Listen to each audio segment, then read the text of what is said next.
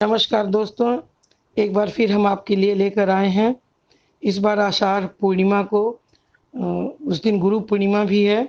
इस साल का ये तीसरा चंद्र ग्रहण लग रहा है। उस दिन रविवार का दिन है। हम आपको बताएँगे कि ये ग्रहण कितने देर से कितने देर तक रहेगा, और इसका क्या असर होगा, क्या नहीं होगा और किन राशि वालों को इसका लाभ मिलेगा। ये सुबह 8:37 पे ये ग्रहण लग रहा है और 11:22 पे ये ग्रहण खत्म होगा। चूँकि ये दिन में लग रहा है 8:37 पे और 11:22 पे समाप्ति भी हो रहा है।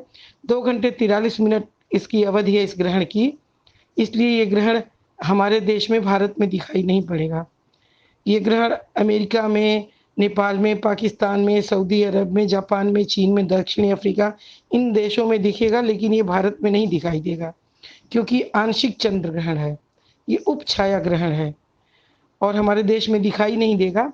लेकिन जो लोग धार्मिक मान्यताओं को मानते हैं, ग्रहण के महत्व को मानते हैं, सूतक को मानते हैं, वो इस ग्रहण का मान रख सकते हैं।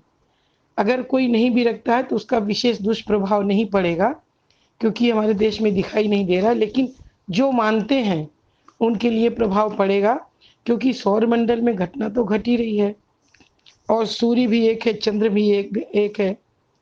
लेकिन जैसा कि इसके पहले 2 ग्रहण लग चुके हैं, 10 जनवरी को चंद्र ग्रहण लगा तो उसके बाद हम लोगों ने देखा कि किस तरह से महामारी फैल गई, आ गई। तो ये ग्रहण चूँकि दिख नहीं रहा है, इसलिए विशेष प्रभावी नहीं होगा हमारे देश में। फिर भी बाढ़, भूकंप इस तरह की घटनाएँ तो घटेंगी और इस ग्रहण का गर्भवती महिलाओं को विशेष ध्यान रखना होगा क्योंकि सौरमंडल में जो घटनाएँ घट रही हैं, तो उसका कहीं न कहीं परोक्ष या अपरोक्ष रूप से असर तो पड़ता है। तो गर्भवती महिलाओं को ही विशेष सावधानी रखनी है, विशेष करके कि वो धारदार हथियार न छुएँ, कैंची, छुरी, चाकू इस तरह की चीज़ों का उस समय प्रयोग न करें, घर के बाहर न जाएँ, उतनी देर इन सब चीज़ों का परहेज़ कर लें और हो सके तो भोजन ना करें। भोजन तो हो सके तो कोई भी ना करे, 2 घंटे 43 मिनट कोई लंबी अवधि नहीं है और अगर हम सूतक का मान नहीं रखते क्योंकि चंद्र ग्रहण में 9 घंटे का सूतक लगता है, तो अगर हम सूतक का मान नहीं रख सकते तो कम से कम जितनी देर तक ये ग्रहण की अवधि है, उतनी देर हमें कोशिश करना चाहिए कि हम भोजन, अन्न न ग्रहण करें। हमारे घर में जो मंदिर हो, भगवान का हमने अगर मंदिर बना के रखा है या कहीं भी जो पूजा का स्थान है उस पर हम पर्दा गिरा दें, भगवान को ढक दें। लेकिन हम धार्मिक ग्रंथ का पठन-पाठन कर सकते हैं। गुरु का दिया मंत्र जाप कर सकते हैं, धार्मिक ग्रंथ को पढ़ सकते हैं। लेकिन उस समय भगवान की मूर्ति का, भगवान की तस्वीर का, इसका स्पर्श न करें तो बेहतर होगा।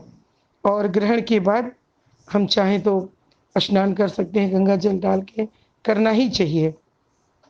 और जो कुछ हमारी सामर्थ्य हो, थोड़ा बहुत दान भी करना चाहिए। लेकिन सूर्य ग्रहण की तरह इसमें ऐसा नहीं है कि वस्त्र उतार कर उसका दान करें और विशेष दान करें, लेकिन हो सके तो दान करें हम। क्योंकि ये हमारे देश में दिखाई नहीं पड़ रहा है। ये ग्रहण धनु राशि पे लग रहा है, पूर्वाषाढ़ा नक्षत्र पे लग रहा है। रविवार का दिन है, सूर्य उस दिन मिथुन राशि में रहेंगे, आर्द्रा नक्षत्र में रहेंगे और पूर्वाषाढ़ा नक्षत्र पे लग रहा है, धनु राशि पे लग रहा है। उस दिन सर्वार्थ सिद्धि योग भी है, इसलिए कुछ राशि वालों के लिए ये ग्रहण बहुत फ़ायदेमंद भी है, लाभकारी भी है। ग्रहण के समय हम चाहें तो एक पानी का नारियल घर पर कहीं रख दें और ग्रहण के बाद उसको या तो जल में विसर्जित कर दें या तो किसी मंदिर के चौखट पे रख दें।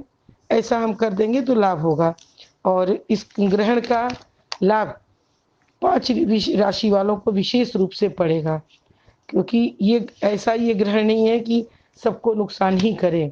हमें दिखाई तो नहीं पड़ रहा है लेकिन चूँकि नक्षत्र पे जिस पे लग रहा है, जिस राशि पे लग रहा है तो उसका असर तो आएगा। सबसे पहली राशि है कुंभ। कुंभ राशि के लाभ स्थान पे 11वें भाव में ये धनु राशि है और भगवान बृहस्पति स्वयं उसमें बैठे हुए हैं। तो कुंभ राशि वालों के लिए ये ग्रहण बहुत लाभप्रद रहेगा। उनको धन का लाभ होगा, भूमि संपत्ति का लाभ होगा, उनके रुके हुए सारे कार्य होंगे। अगर वो विद्यार्थी हैं तो उनका कोई एग्ज़ाम, कोई इंटरव्यू कुछ भी छूटा है तो वो पूरा होगा, परिवार में खुशियाँ आएँगी, हर तरह से लाभ होगा। दूसरी राशि है सिंह राशि। सिंह राशि के ये पंचम भाव में धनु राशि पर जारी पंचम भाव में ये ग्रहण लग रहा है। सिंह राशि वालों के लिए ये ग्रहण लाभकारी होगा। अगर ये व्यापारी वर्ग के व्यक्ति हैं तो अब तक 2020 में जो 10 जनवरी को ग्रहण लगा, चंद्र ग्रहण, तब से लेके अब तक इनका जो भी समय था बहुत अच्छा नहीं था, लेकिन आने वाला 1 डेढ़ महीने के बाद इनका समय अच्छा आने वाला है। इनको इनके व्यापार में बढ़ोतरी होगी, इनको व्यापार में लाभ भी मिलेगा और इनको अपनी संतान की तरफ से भी लाभ मिलेगा। इनके संतान को इनसे लाभ मिलेगा, इनको अपनी संतान से लाभ मिलेगा। अगर इनकी संतान विवाह के योग्य है तो संतान के विवाह होने की संभावना है, विवाह फाइनल हो जाएगा, वर वधू की खोज पूरी हो जाएगी। इनके लिए भी सिंह राशि वालों के लिए यह ग्रहण लाभकारी है, हर तरह से लाभकारी है। तीसरी राशि है कन्या। कन्या राशि वालों के लिए भी ग्रहण बहुत लाभकारी है। परिवार का सुख मिलेगा, भूमि भवन वाहन का लाभ होगा और इनको करना क्या है कि स्वयं के विवेक से कार्य करना है। बहुत सोच समझ के स्वयं के विवेक से कार्य करना है। तो जो कुछ भी कार्य इनका अब तक रुका हुआ था, योजना बना करके जिस कार्य में ये सफल नहीं हो पा रहे थे, अब तक ये जो भी मेहनत किए थे, उसका परिणाम, उसका फल मिलने का समय आ गया है। किसी भी काम की जो भी योजना ये बनाए हों, जो भी मेहनत ये किए हों, उसमें अब इनको सफलता ही सफलता मिलेगी। अगर ये नौकरी करते हैं तो नौकरी में प्रमोशन मिलेगा, इनके रुके हुए सारे काम पूरे होंगे, कार्यों में जो बाधाएँ आ रही थी वो दूर हो जाएँगी। अगर ये राजनीति से जुड़े हुए लोग हैं तो उसमें इनकी तरक्की होगी। हाँ, बस इनको एक करना है कि इनको अपने माता के स्वास्थ्य का विशेष ध्यान रखना है। कन्या राशि वालों को अपनी माता के स्वास्थ्य का विशेष ध्यान रखना है। अब राशि आती है मेष राशि। मेष राशि वालों की भी भाग्योदय की पूरी संभावना है। पूरी की पूरी इनके भाग्योदय का समय आ चुका है। इनके भाग्य में बढ़ोतरी होगी। इनको भी लाभ के बहुत सुअवसर प्राप्त होंगे। इनके भी रुके हुए सारे कार्य पूरे होंगे। अगर ये शेयर मार्केट में या और किसी कार्य में अपना पैसा लगाए हैं, नियोजन किए हैं, तो उसमें भी इनको लाभ मिलेगा। 5वीं राशि है धनु राशि। चूँकि ये ग्रहण पूर्वाषाढ़ा नक्षत्र पे धनु राशि पे लग ही रहा है, तो इस राशि वालों को इस ग्रहण का लाभ मिलेगा। ये अपनी वाणी से, अपने प्रभावशाली व्यक्तित्व से सभी लोगों से अपना काम निकाल लेंगे। इनके सारे काम पूरे हो जाएंगे। इनके व्यक्तित्व में अद्भुत निखार आएगा और ये सभी लोगों से अपना लाभ लेने में सफल हो जाएंगे। अगर ये राजनीति में हैं तो उसमें इनको लाभ मिलेगा। अगर ये व्यापारी हैं तो उसमें इनको लाभ मिलेगा। यदि ये विद्यार्थी हैं तो उसमें भी इनको लाभ मिलेगा। अगर ये रिसर्च वगैरह इस तरह की कुछ योजना बनाए हैं तो वह कार्य भी इनका पूरा हो जाएगा। इनका ग्रहण धनु राशि वालों के आने वाला समय इनका बहुत सुखद है। और इस ग्रहण के दिन आपको करना क्या है ये तो हमने बता दिया। इन 5 राशि वालों को क्या-क्या फ़ायदा है। आपको ग्रहण के समय में हो सके तो शिव की जी की आराधना करिए, ओम नमः शिवाय मंत्र का जाप करिए। सर्वोत्तम तो होगा कि आप ओम त्र्यंबकम यजामहे सुगंधिम पुष्टिवर्धनम उर्वारुकमिव बंधनान् मृतोर्मुक्षीयमामृतात्, इस महामृत्युंजय मंत्र का जाप करें तो ये बहुत अच्छा होगा। लेकिन यह जाप आपको मानसिक करना है या मंदिर में भगवान की मूर्ति को स्पर्श करके अपने घर के मंदिर में पूजा पाठ उस समय करते हुए नहीं करना है। ये मानसिक पूजा करनी है।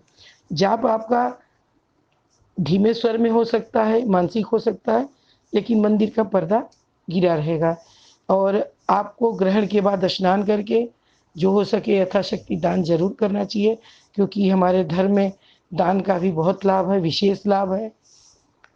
और उस समय जितने भी देर ये ग्रहण चले, अगर आप शिव की आराधना नहीं भी कर सकते हैं तो अपने गुरु प्रदत्त मंत्र का जाप करिए, क्योंकि गुरु का दिया मंत्र ही हमारा अमोघ अस्त्र होता है।